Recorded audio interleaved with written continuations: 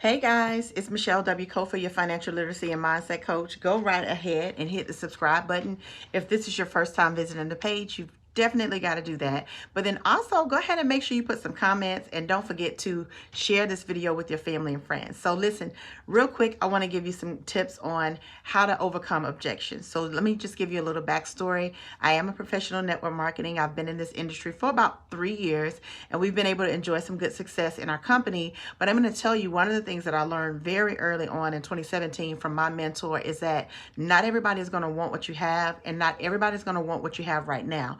And so as a person, any sales related industry, whether it's network marketing, direct sales, whether it's a business to business sales, whether it's working in a call center, which I had a lot of experience in a call center, you want to understand that not everybody's going to need what you have or want it or be willing to invest in it right now. So you're going to get objections. What is an objection?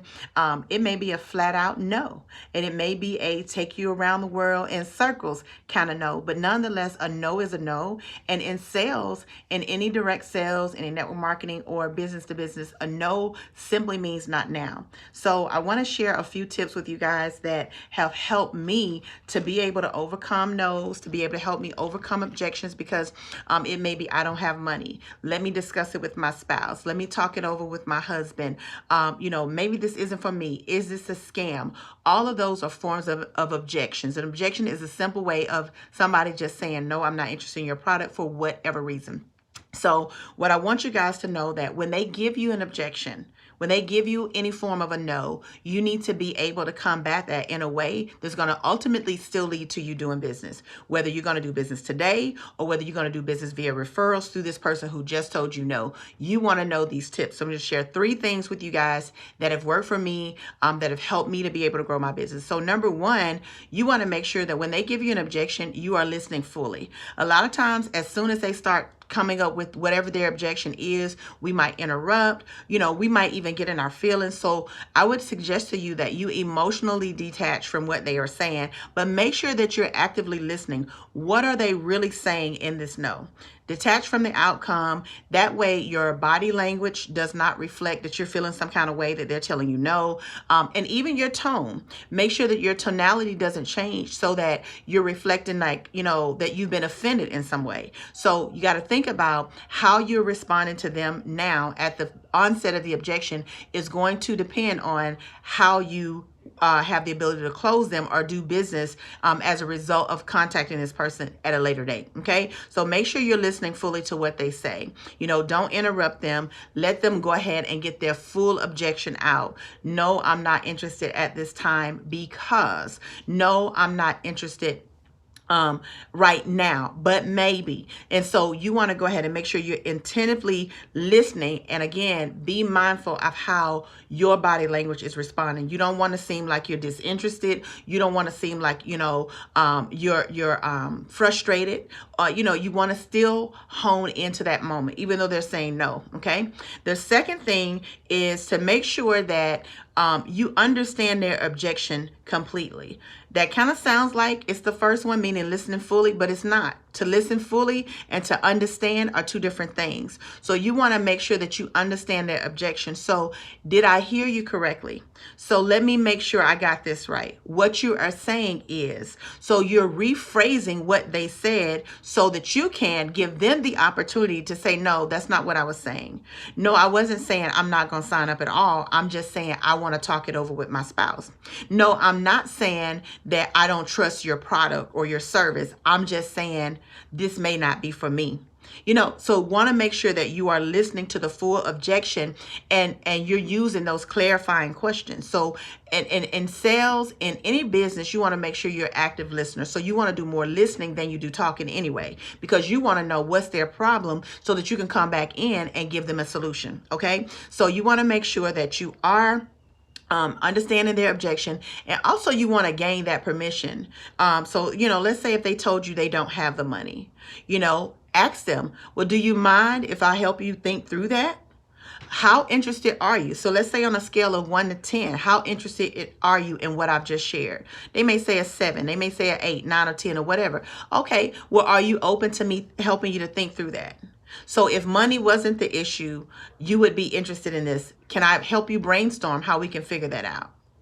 Okay, and don't go with that whole, oh, you got to check with your husband to make decisions. That will run a person off. You want to make sure you maintain a calm and confident posture, because ultimately, even if they're saying no, no doesn't mean no. No means not now.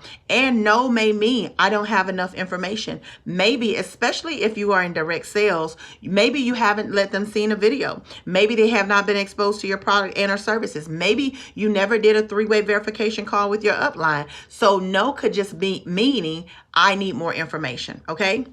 And then the third thing is make sure that, you're addressing the objections. So let's say if they came with a lot of objections, make sure that you address the one that's most important to them.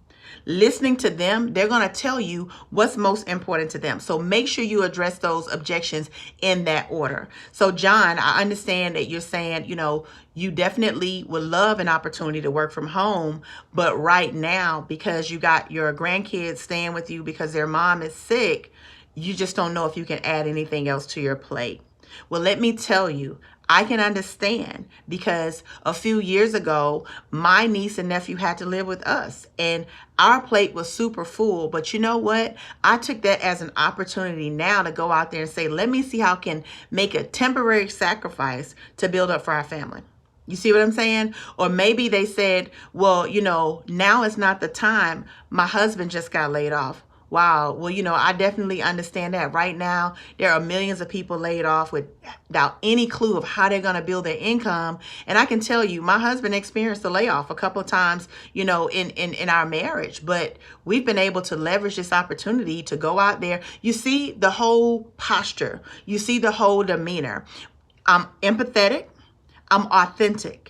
That's how you're going to get the close. So make sure that you're being clear and concise when addressing the objections. All right. So guys, those are my 3 tips I wanted to share with you guys. Listen, remember, especially in network marketing and direct sales, you want to make sure that you are clearly understanding that their no is really a no. Like, okay, are you really not interested, or is it just, you don't have the money?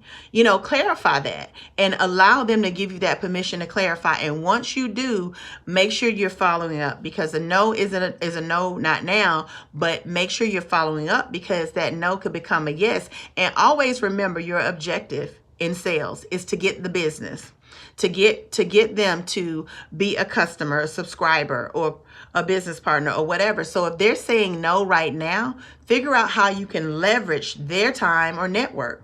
So if they say no, John, I understand, like right now it's not a good time for you. You got a lot of things going on. The kids are over because your sister was sick. But let me ask you this. Do you mind posting for me on your social media?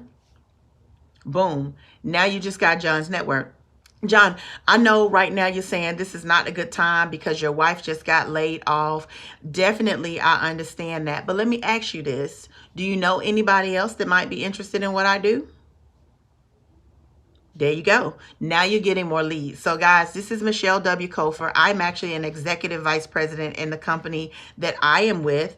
It's my first time as a network marketing professional. I'm absolutely overjoyed because I've learned so much on this journey, and I've been able to impart that back to a team of literally thousands of agents all across the nation. And I'm going to tell you, it's simple things like this, which is learning to deal with objections, that will help grow your network marketing business, your sales, direct sales business to the next level. So if you found some value in what I just shared, go right ahead and leave a few comments down below. Don't forget to follow me on Instagram, Kofer, C-O-F-E-R Financial Group. And on Facebook, you can find me, Michelle W. Kofer, C-O-F-E-R. Until next time, guys, go out there and handle those objections. We'll see you at the top. Bye.